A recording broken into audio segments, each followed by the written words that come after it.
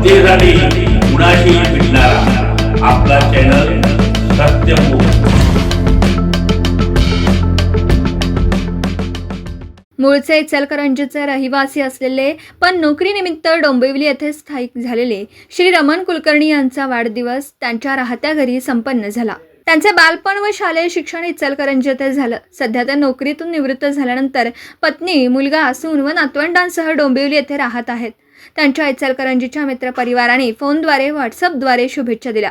शुभेच्छा देण्यामध्ये doctor Gopal Nagwekar, doctor Mukund Badve, doctor Janardan Bawane, doctor Ashok Kulkarni, Ashok बुवा, आनंद बावने, देविदास मांगलेकर, मधुकर हत्तलगे, मीना पुजारी, लता लिमये, मंगल शहा, शकुंतला सागावकर यांनी त्यांना व्हॉट्सअपद्वारे शुभेच्छा दिल्या।